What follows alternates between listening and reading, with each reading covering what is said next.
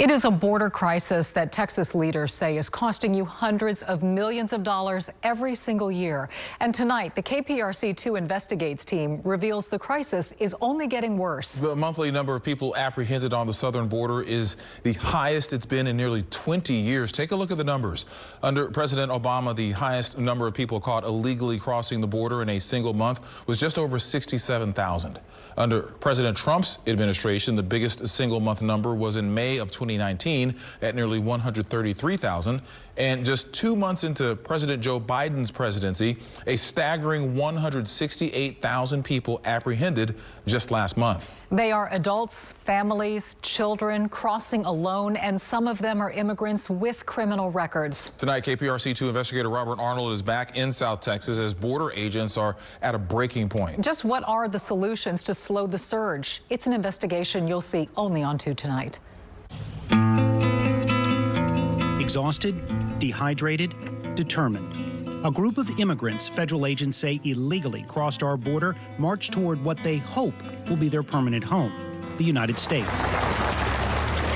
And just as Border Patrol agents arrive to handle this group, another group is seen coming down the road. And 1 mile away, yet another group emerges from the brush.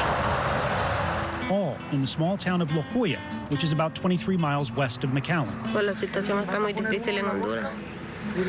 Hay mucha delincuencia y por lo del COVID se ha puesto muy difícil, no hay trabajo.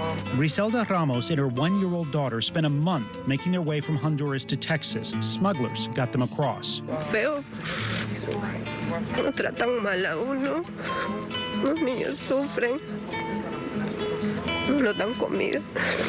What we saw within 2 hours of reaching La Joya La primera familia, por favor. is barely a snapshot of what Border Patrol is dealing with. When we have that group of 100 plus or those groups of 100 plus, it takes a lot of time for our agents to intake them and process and then to move them to facilities. How frequent are the large groups now? The large groups we're seeing maybe almost daily. The number of families crossing the border jumped 174% from February to March. The number of unaccompanied children rose 101%. The vast majority of families and unaccompanied children are from Guatemala, El Salvador, and Honduras. Queremos un futuro mejor para nuestros hijos. If we don't show any consequence, then they're going to keep coming. A veteran Democratic congressman from Laredo, Henry Cuellar, says normal push factors of escaping crime, poverty, and natural disaster are heightened this year by what he calls a pull factor. They see what's happening at the border as a speed bump. Cuellar is talking about the thousands of Central American families released into the U.S. after being caught illegally crossing the border and given notices to appear in immigration court. Cuellar argues many see President Joe Biden's ending of the Remain in Mexico program and promises of overhauling our system as a signal they have a better chance than they did under President Donald Trump. And the more people you let in without any consequences, the more are going to continue coming. And the smugglers are taking full advantage.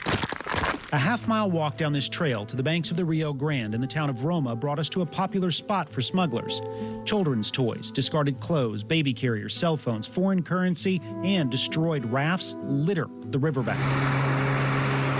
We noticed these wristbands, and not just a few, a lot of wristbands, all different colors. Border Patrol agents say smugglers have so much business, they're now using the bands to keep track of who belongs to who and who's paid and who hasn't. Some smuggled through here are caught in town. Others have been found at stash houses waiting to be moved farther north. I've never seen it this busy, and I've never seen the jumps that we're seeing in such a short period of time. It's insane. Agent Chris Cabrera has worked for Border Patrol for nearly 2 decades. He's also vice president of the National Border Patrol Council. We see that, all of our effort is for nothing, and it's starting to take its toll little by little. Cabrera worries gridlock in Washington, and still no visit from either President Biden or Vice President Kamala Harris means no solution is imminent. I think if they're genuinely concerned about what's going on, then they need to come down and see it. Our government is sending tens of thousands of single adults caught crossing the border back to Mexico under a pandemic-related health law. But Border Patrol officials say Mexico is pushing back, saying it will no longer accept Central American families with children 7 years old or younger. Also, Congressman Cuellar says he's learned thousands of people have been released without notices to appear in immigration court. That part of our story is on click2houston.com. Robert Arnold, KPRC2 investigates.